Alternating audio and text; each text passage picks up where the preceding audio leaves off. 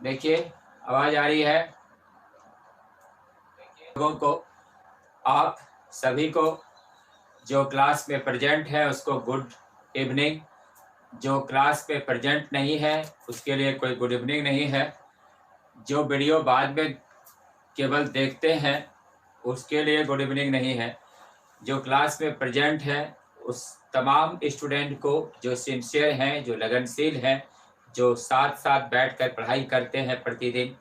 और पढ़ाई करने का तरीका भी यही है कि आप ऑनलाइन में सामने से जब पढ़ाई करते हैं तो उसका कुछ मजा और कुछ बात और होता है, और और बाद में जब बैठकर उसको वीडियो को देखते हैं तो वो पढ़ने का कोई तरीका नहीं होता है।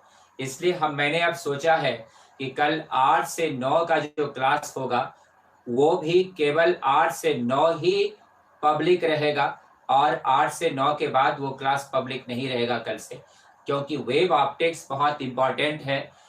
और रे ऑप्टिक्स तो इम्पॉर्टेंट था ही, वेव ऑप्टिक्स स्टार्ट हो गया सुबह के क्लास में। आप सभी स्टूडेंट को तो नहीं, लेकिन कुछ स्टूडेंट ऐसे हैं जो आज भी कहते हैं कि हम अभी परावर्तन का 6ठा चैप्टर दीजिए, तो अपवर्तन का 8वां चैप्टर दीजिए, तो प्रिज्म का 4था चैप्टर दीजिए, इसी तरह से करते हुए लगे रहते हैं। तो ये मुझे लगता है कि वो सिंसियर स्टूडेंट नहीं हो सकता, जो कि अभी तक पीछे का भी अपलोड नहीं कर पाया है। अपलोड करके रखना तो मूर्खता है। आप कॉपी में जब तक नहीं लिखेंगे तब तक पढ़ाई नहीं होगी, इसलिए कॉपी में जरूर लिखा करिए। और बस आज भर का ही समय है, कल सुबह 8 बजे से जो वीडियो है वो पब्लिक नहीं रहेगा कोई भी वीडियो, और इसलिए आपको एकदम हर हालत में लाइव क्लास ही करना है। लाइव क्लास के अलावा दूसरा कोई विकल्प नहीं है, इसलिए आप लाइव क्लास ही आपको करना है। अब इसमें आप ध्यान दीजिए, यह आपके लिए कर रहे हैं, हम अपने लिए कुछ नहीं कर रहे, आपके लिए कर रहे हैं कि लाइव क्लास करिएगा, इसका एक अलग फायदा होगा। और सामने से आपको सारी चीज बताते समझाते जाएंगे, जवाब भी आप देंगे, हम भी इसका जवाब देंगे, ये पढ़ने का तरीका हो। तो चलिए देखिए,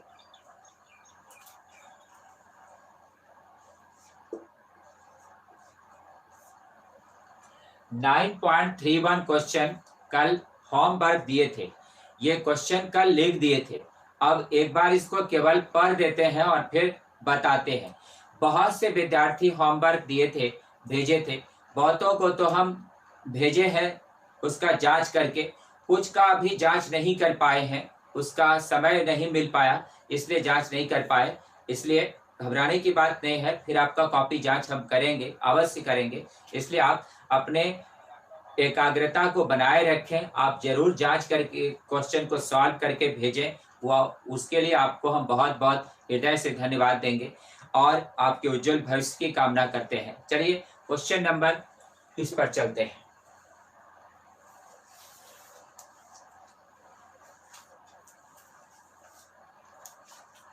इंग्लिश में अगर इस क्वेश्चन को इंग्लिश के में पहले इस क्वेश्चन को एक बार पढ़ देते हैं, लिखा हुआ तो सबके पास है ही।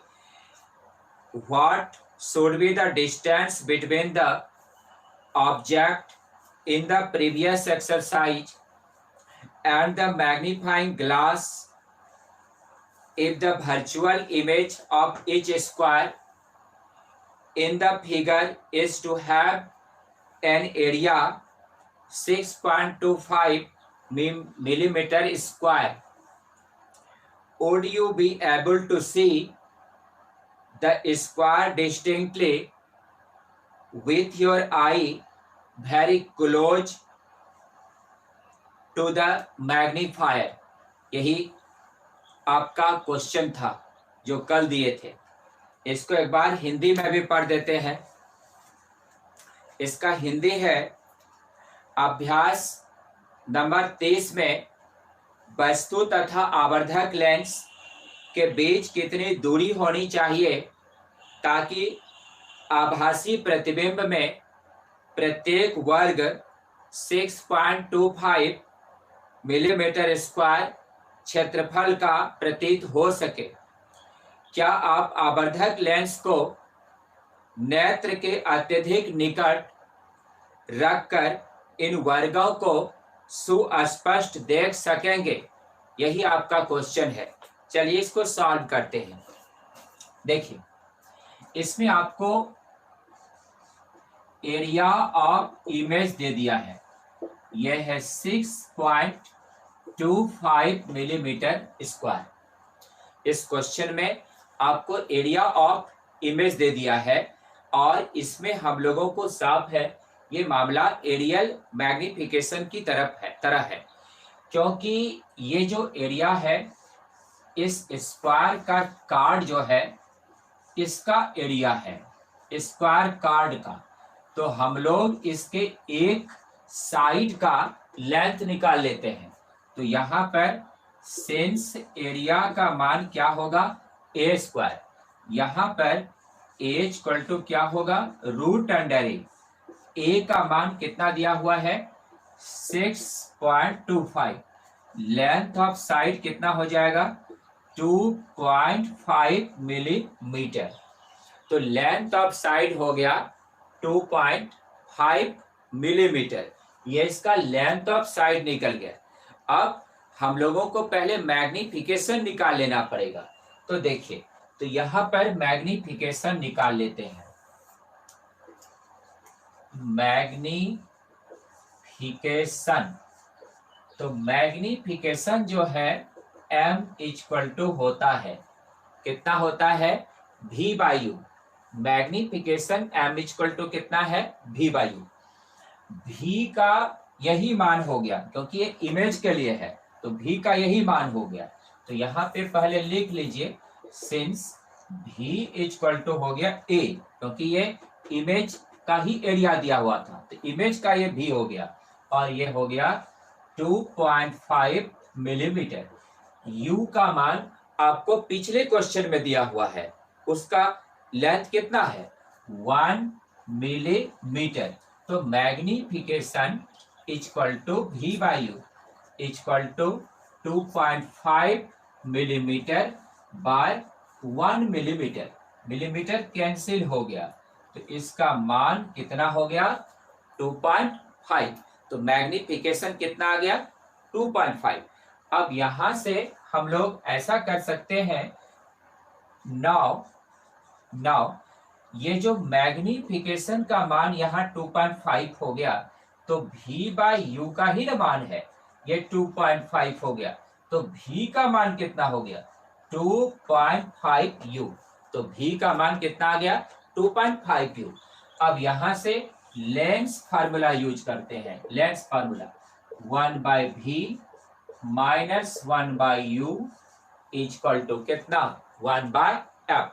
अब ध्यान दीजिए 1 बाय v का मान 2.5 यू और ये 1 बाय यू और ये 1 बाय 10 एफ का मान दिया हुआ है।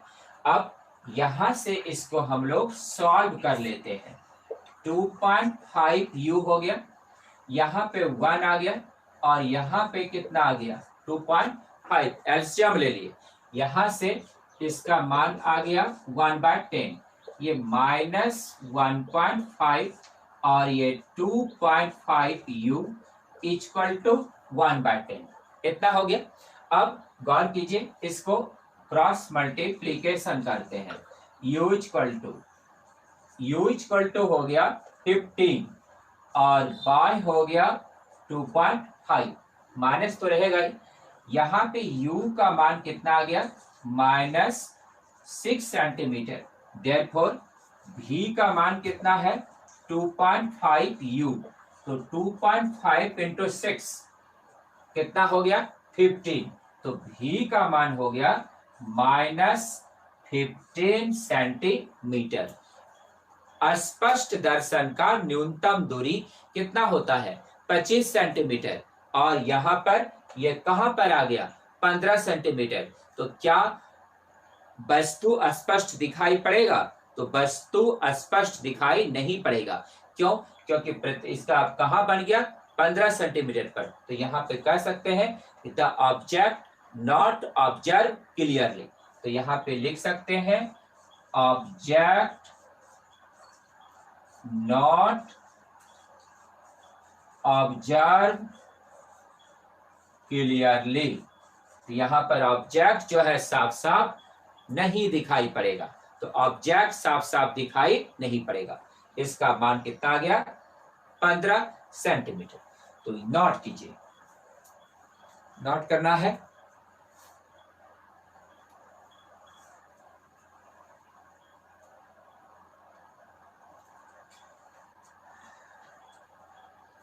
तो आप सभी स्टूडेंट को ये एक सूचना है कि कल 8 से 9 का जो क्लास होगा वेब ऑप्टिक्स का, उसमें आप लाइव रहें। अगर आप लाइव कल से नहीं रहेंगे तो आपका वो क्लास छूट सकता है।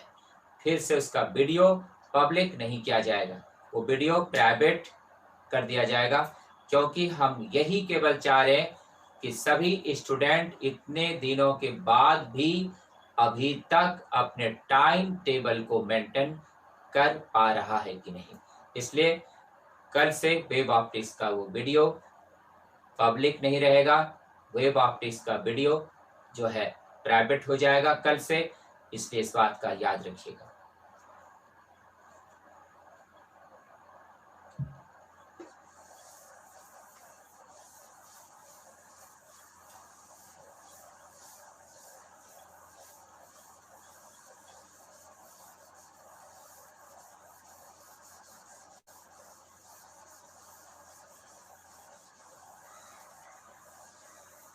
चलिए, नोट हो गया सबका?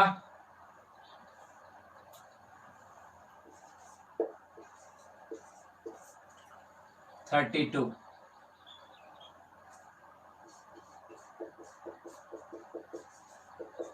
यहां तक दिख रहा है सबको?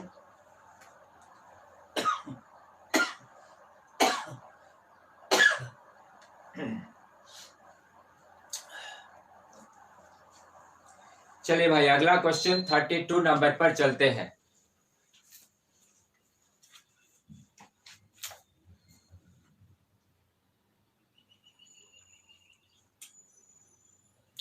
क्वेश्चन नंबर 32 में है, आंसर द फॉलोइंग क्वेश्चंस। इधर का हो गया है ना सबका?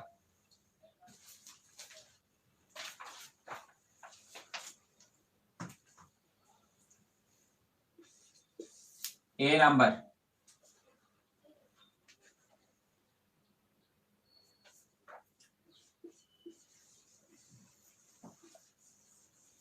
The angle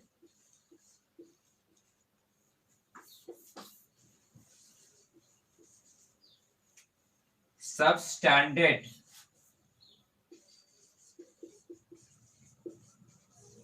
at the eye by an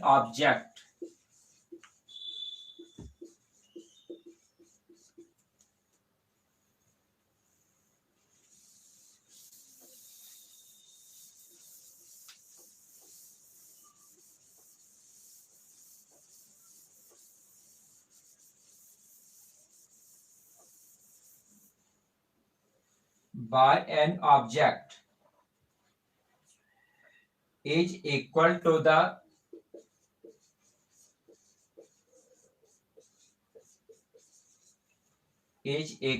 the angle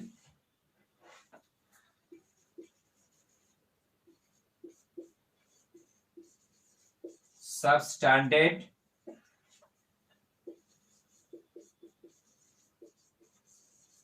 at the eye by the virtual image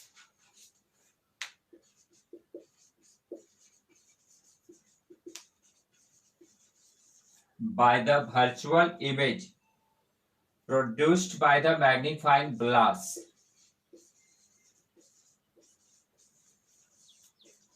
produced by the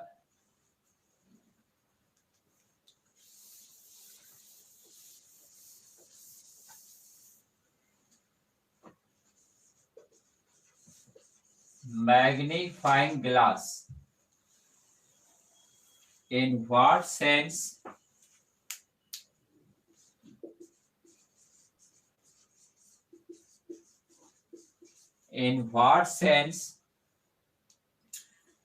then does the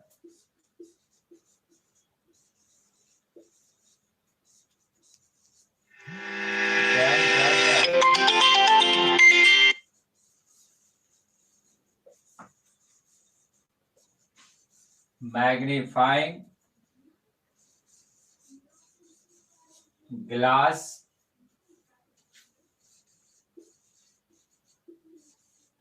provide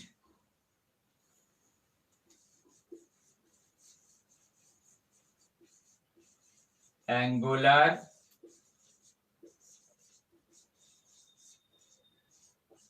magnification? यही क्वेश्चन है। सच में पूछा जाए तो किसी क्वेश्चन को सॉल्व करना बहुत आसान है, ये क्वेश्चन को लिखना बहुत कठिन है, क्वेश्चन लिखना बहुत कठिन है। इसलिए इस बात का ध्यान रखना है और आप सबको मेहनत करना है। बहुत कठिनाई से क्वेश्चन जो है पूरा का पूरा क्वेश्चन को लिखते हैं, फिर उसको सॉल्व करते हैं, उसका हिंदी भी लिखवाते हैं, इंग्लिश लिखवाते हैं, उसको सॉल्व करवाते हैं, बहुत मेहनत होता है। चलिए अपने विनम्रता और अपने अनुशासन को बनाकर रखिए। देखिए इसका हिंदी क्या है।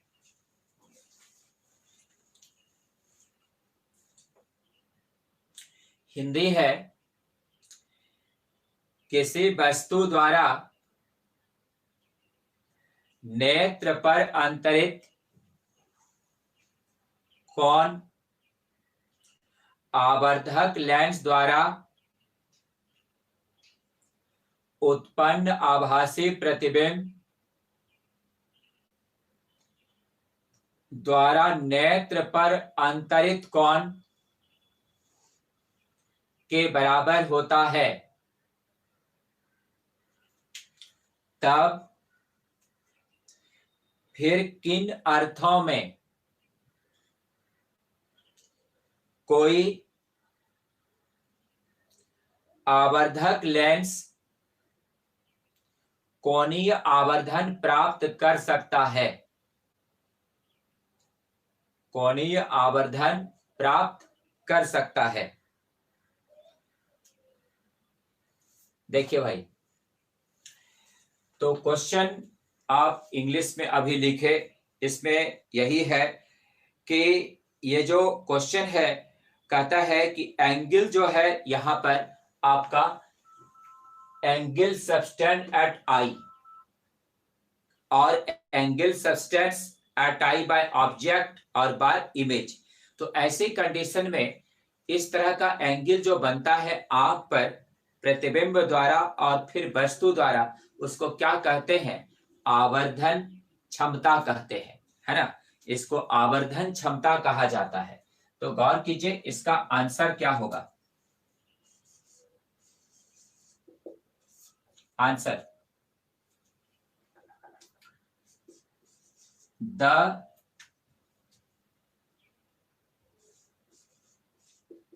object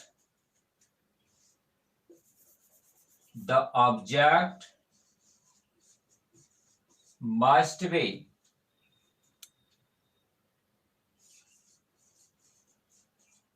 placed, देखिए, the angle subtend at the eye by object द्वारा आंख पे बड़ा कोण is equal to angle subtend at eye by virtual image का बना कोण और ऑब्जेक्ट का बना कोण यदि बराबर हो तो मैग्नीफाइंग ग्लास के लिए कहता है what sense does the magnifying glass provide angular magnification. तो एंगुलर मैग्निफिकेशन उस मैग्नीफाइंग ग्लास में किस सेंस में प्राप्त होगा? तो एंगुलर मैग्निफिकेशन जो इसमें प्राप्त होगा वो 25 सेंटीमीटर के पास प्राप्त होगा, न्यूनतम दूरी के लिए प्राप्त होगा। और इसीलिए हम लोग कह सकते हैं कि the image is produced, the object must be placed beyond 25 centimeter of the object lens when the value of magnifying power is equal to unity. When the value of magnifying power equal to unity. तो देखिए यहां पर question ये एक numerical नहीं है, ये एक क्वेश्चन है जो कॉन्सेप्ट पर आधारित है। इसमें जो पूछा गया है इस क्वेश्चन के आधार पर हम लोग यही कह सकते हैं कि ये एक प्रकार से सरल सूक्ष्मदर्शी का क्वेश्चन है। सरल सूक्ष्मदर्शी में अगर हम लोग यहाँ पर m इक्वल टू होता है बीटा बाय अल्फा। बीटा जो है वो प्रतिबिंब के द्वारा बना कोण है आंख पर, अल्फा वस्तु के द्वारा बना कोण है। तो यहाँ पर कंडीशन है if beta equal to alpha, तो magnifying power beta by beta equal to क्या हुआ, 1 हो गया। इसका मतलब है कि आवर्धन क्षमता इसका मान 1 हो जाएगा। इससे पता चलता है कि ऐसी स्थिति में यहाँ पर जो प्रतिबिंब का आकार है वो बहुत बड़ा नहीं होगा। प्रतिबिंब का आकार आवर्धित तो होगा लेकिन वस्तु के तुलना में उतना बड़ा नहीं होगा। तो इसका हिंदी लिखना है, वस्तु को 25 सेंटीमीटर के बाहर रखा जाना चाहिए। वस्तु को 25 सेंटीमीटर के बाहर रखा जाना चाहिए, तब आवर्धन क्षमता का मान 1 के बराबर होता है। आवर्धन क्षमता का मान 1 के बराबर होता है। तो यही था क्वेश्चन ए नंबर। तो आंसर जो है छोटा ही है, क्वेश्चन बहुत बड़ा बड़ा लिखना पड़ता है सब में।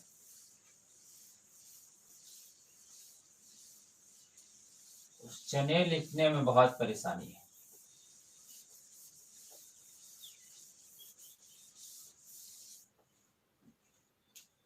बी नंबर है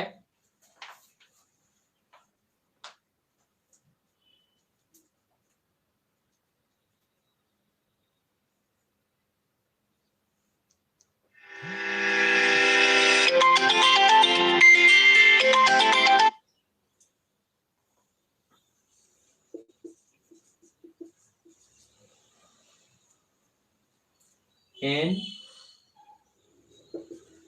viewing through a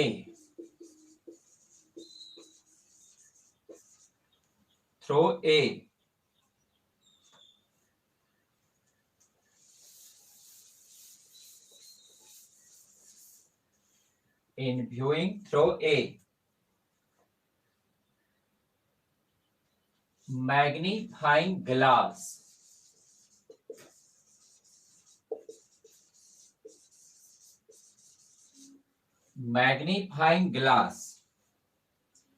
one usually positions one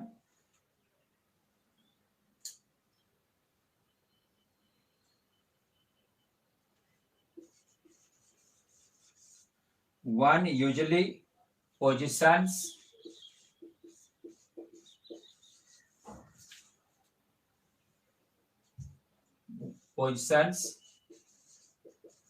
one's eye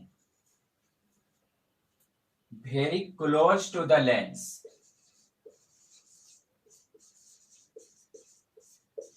very close to the lens. Does angular magnification change?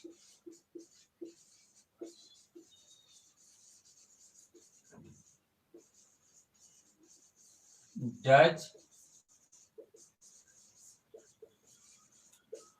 angular magnification change if the eye is moved back?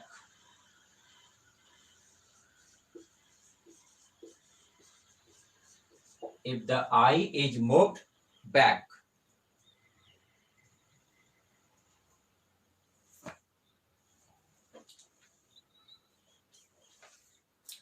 इसका हिंदी है,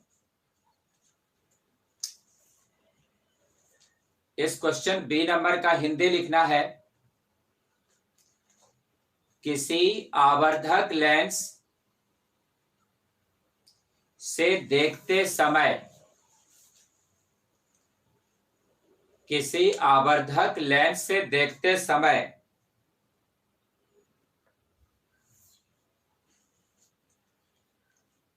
प्रेक्षक अपने नेत्र से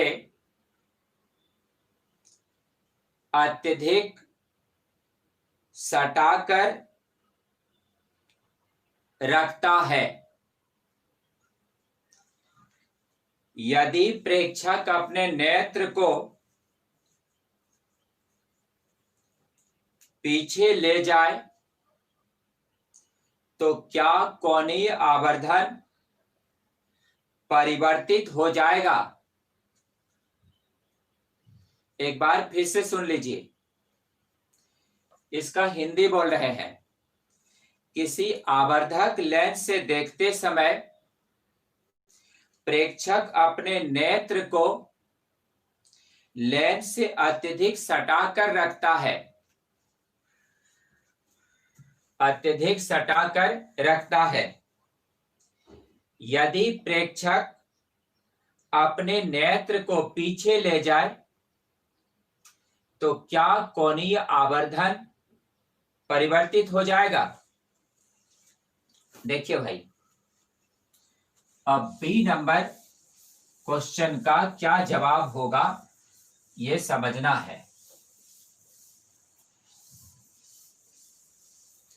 देखिए, जब हम लोग माइक्रोस्कोप से वस्तु को देखते हैं तो आंख ऐसे सटा लेते हैं। कहता है कि जब viewing through a magnifying usually position one's eye very close, जब एकदम सटा के रखा जाता है, पहले शुरू में does angular magnification change if the eye moved back, तो यहां पर आंख पहले क्या किए हैं, सटा के रखे हैं, अब क्या किया, आंख को थोड़ा सा हटा लिए, तो क्या एंगुलर मैग्निफिकेशन वही रहेगा या बदल जाएगा? तो एंगुलर मैग्निफिकेशन बदल जाएगा और एंगुलर मैग्निफिकेशन घट जाएगा। क्यों? क्योंकि जितना हम माइक्रोस्कोप से लेंस से आंख को हटाएंगे उतना एंगल जो है क्या होगा, फॉर्म करेगा। तो यहां पर हम लोग कह सकते हैं इसका आंसर में जवाब क्या होगा, yes, angular magnification change, angular magnification change, angular magnification change हो जाएगा। क्यों चेंज हो जाएगा? Because the angle max bye image and object must be changed। देखिए भाई, तो क्वेश्चन यही कह रहा था कि क्या कोणीय आवर्धन बदल जाएगा। कोणीय आवर्धन किसको कहते हैं? मैग्नीफाइंग पावर को। तो मैग्नीफाइंग पावर, अगर आंख से इसका डिस्टेंस को हम लोग चेंज किए तो मैग्नीफाइंग पावर चेंज करेगा, क्योंकि एंगल जो बन रहा है आंख पर ऑब्जेक्ट के द्वारा और इमेज के द्वारा वो एंगल बदलेगा। इसलिए मैग्नीफाइंग पावर जो है घट जाएगा। क्यों? क्योंकि अल्फा का मान जो है, जो आंख द्वारा बन रहा, आंख पर ऑब्जेक्ट द्वारा बन रहा है, वो अल्फा का मान जो है वो बढ़ जाएगा। तो अल्फा का मान बढ़ेगा तो एंगुलर मैग्निफिकेशन क्या होगा? घटेगा। तो यहां पर लिख सकते हैं hence magnifying power decreases due to decrease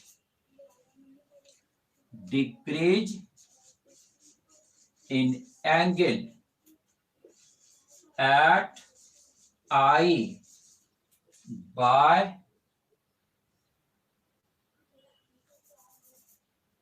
image। देखिए भाई, इसका अब हिंदी लिख लीजिए। आंसर का हिंदी बोल रहे हैं। यहां पे होगा यस, हाँ, कोणीय आवर्धन बदल जाएगा। कोणीय आवर्धन बदल जाएगा। हाँ, कोणीय आवर्धन बदल जाएगा। क्योंकि वस्तु और प्रतिबिंब के द्वारा आंख पर बना कोण बदल जाता है। वस्तु और प्रतिबिंब के द्वारा आंख पर बना कोण बदल जाता है। अतः प्रतिबिंब द्वारा आंख पर बना कोण घटने के कारण कोणीय आवर्धन का मान भी घट जाता है। कोणीय आवर्धन का मान भी घट जाता है। तो याद रखने का कि जब हम यहां से देख रहे हैं सटा करके, जब इसको हटा लेंगे तो कोणीय आवर्धन का मान घटेगा। तो बी नंबर का यही जवाब था कि जब आंख को जब हटाएंगे तो कोणीय आवर्धन घटेगा, क्योंकि वहां पर बीटा जो बन रहा है आंख पर प्रतिबिंब द्वारा कोण, वो घटेगा। तो जब बीटा का मान घट जाएगा, क्योंकि m बराबर बीटा बाय अल्फा, तो बीटा घटेगा, इसलिए m का मान भी घटेगा। तो ये था क्वेश्चन नंबर बी का जवाब।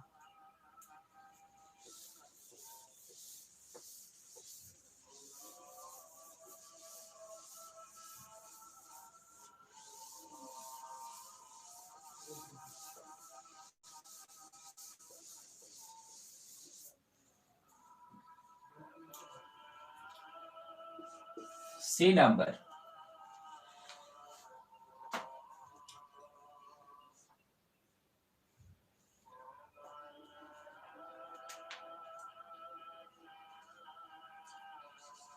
Magnifying power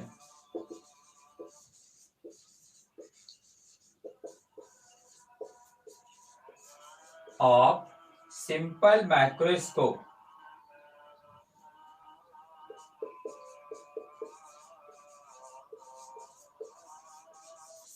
is inversely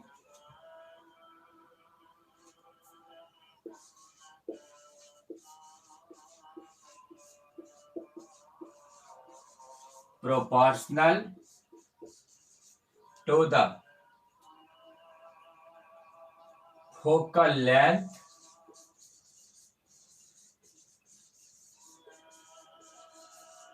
of lens. What then stop?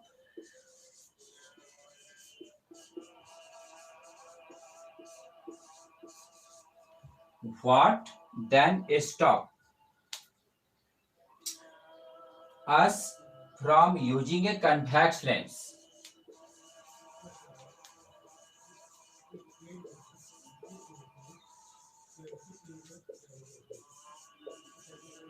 From using a convex lens of smaller and smaller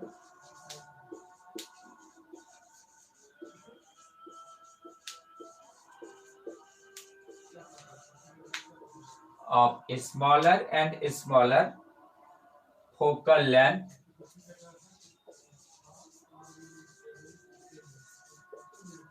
question लिखने में बहुत समय चला जाता है, लिखते लिखते क्वेश्चन बहुत समय चला जाता है। क्वेश्चन लिखना ही सबसे बड़ा प्रॉब्लम है, सॉल्व करना बहुत आसान है।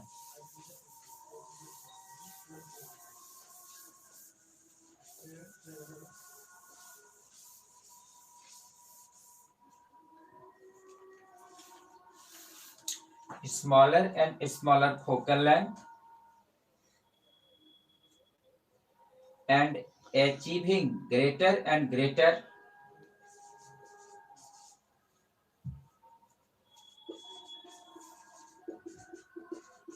and achieving greater and greater magnifying power।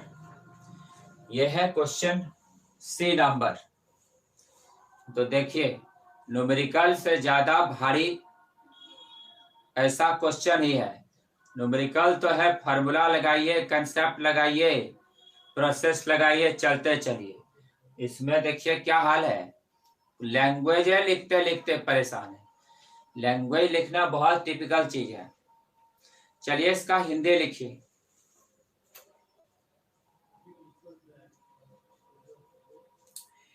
किसी सरल सूक्ष्मदर्शी की आवर्धन क्षमता उसकी फोकस दूरी के व्युत्क्रमानुपाती होती है।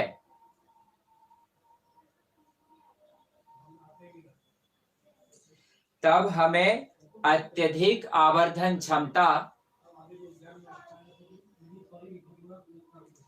प्राप्त करने के लिए कम से कम फोकस दूरी के उत्तल लेंस का उपयोग करने से कौन रोक सकता है। एक बार फिर से बोल देते हैं। किसी सरल सूक्ष्मदर्शी की आवर्धन क्षमता उसकी फोकस दूरी के व्युत्क्रमानुपाती होती है। तब हमें अत्यधिक आवर्धन क्षमता प्राप्त करने के लिए कम से कम फोकस दूरी के उत्तल लेंस का उपयोग करने से कौन रोक सकता है। देखिए भाई कैसा लैंग्वेज है, देखते हैं ना, कौन रोक सकता है। तो अब समझिए इसको। जब सिंपल माइक्रोस्कोप की बात होगी, आंसर है और simple microscope m is inversely proportional to f, है ना। m इक्वल टू फॉर्मूला क्या होता है, d बाय f या 1 प्लस d बाय f। तो m जो है f के क्या है, इनवर्सली प्रोपोर्शनल है। m जो है f के इनवर्सली प्रोपोर्शनल है, क्वेश्चन में भी लिखा हुआ है। तो जितना फोकल लेंथ घटेगा तो m का मान उतना बढ़ेगा। लेकिन इसमें प्रॉब्लम है कि अगर हम ज्यादा फोकल लेंथ घटाते हैं तो क्रोमेटिक एब्रेशन या स्फेरिकल एब्रेशन डेवलप हो सकता है।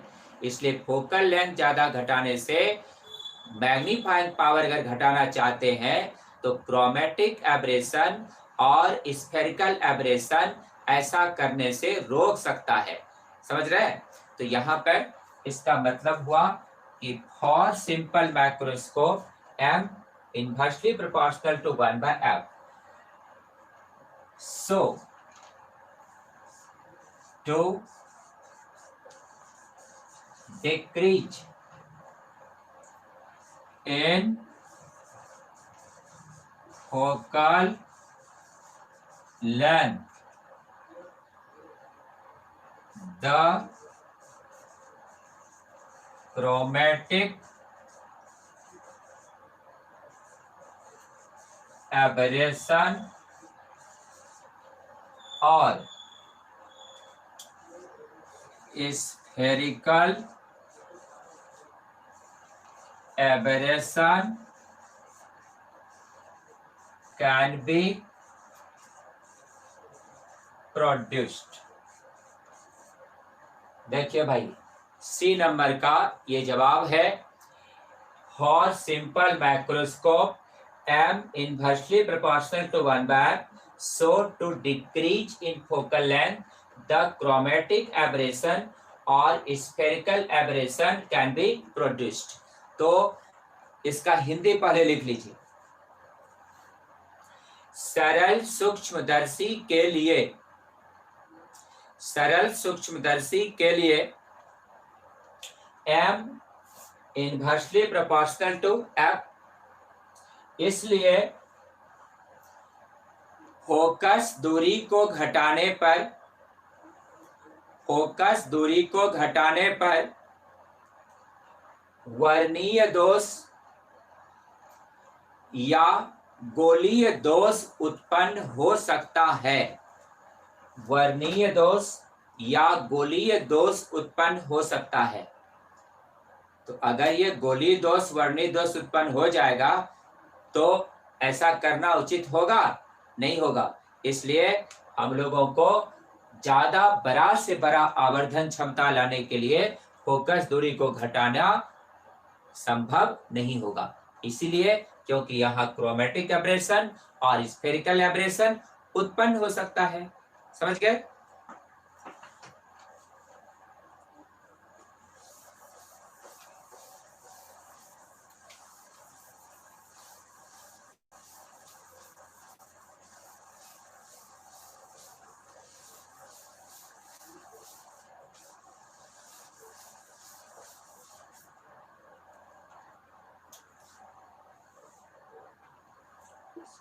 D number, question number D.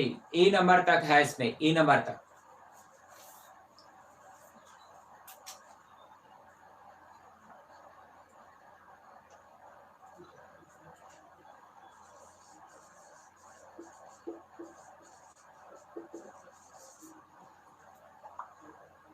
When viewing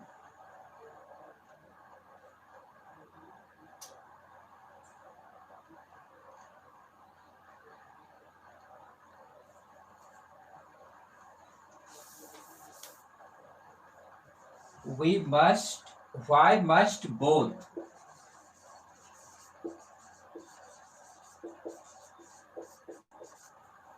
must both the objective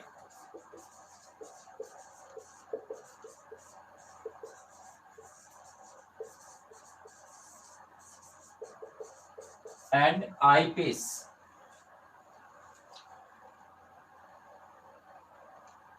of a compound microscope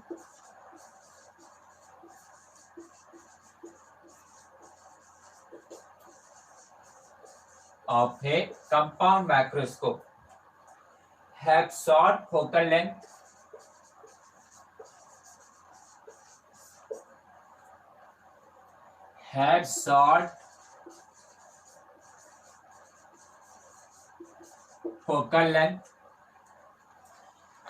देखिए भाई 32 नंबर एनसीईआरटी का सवाल, उसका डी नंबर क्वेश्चन। इसका हिंदी,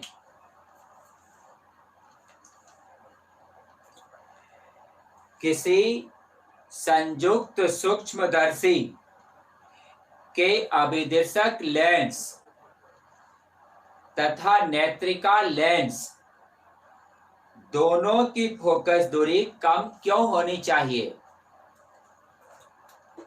इसका हिंदी बोल रहे हैं, सुनिएगा और लिख लीजिए।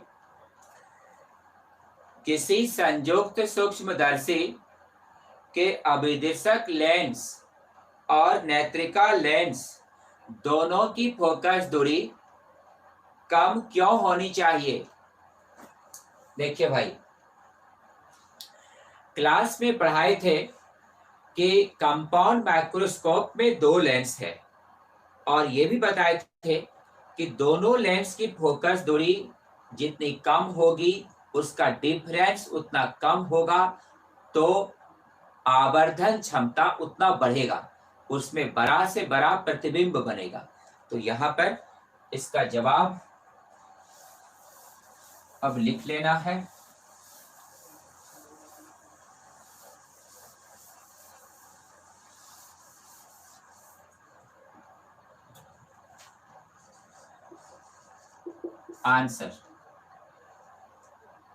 आंसर है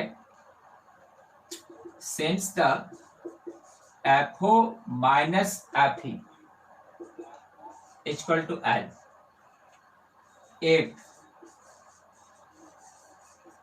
length of compound microscope, एक मिनट, कंपाउंड माइक्रोस्कोप में लेंथ का मान होता है L equal to VO minus u e होता है, VO minus u e, length of compound microscope is observe then for minimum focal length of both lens, the magnifying power becomes high। देखिए भाई, L का मान इतना हुआ, but for infinite distance L equal to कितना होता है, VO माइनस FE। तो देखिए इसका मतलब क्या हुआ कि लेंथ यहाँ पर कंपाउंड माइक्रोस्कोप का इतना है, इनफिनाइट डिस्टेंस लेना है। अगर फोकल लेंथ दोनों का कम होगा तो आवर्धन क्षमता बढ़ेगा, क्योंकि फोकल लेंथ आवर्धन क्षमता के विक्रमानुपाती है। लिखिए, यदि संयुक्त सूक्ष्मदर्शी का लंबाई प्राप्त होता है, तब न्यूनतम फोकस दूरी के लिए आवर्धन क्षमता का मान अधिक होता है। न्यूनतम फोकस दूरी के लिए आवर्धन क्षमता का मान अधिक होता है। तो ये था डी नंबर का आंसर। अब एक लास्ट क्वेश्चन है ई नंबर।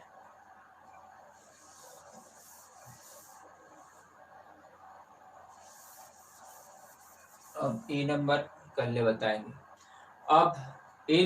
बताएंगे। क्वेश्चन आज इतना लिखना पड़ा ना, बहुत सारा क्वेश्चन लिखते लिखते बहुत थक गए, इसलिए अब क्वेश्चन जो ना कल बताएंगे फिर। Thank you.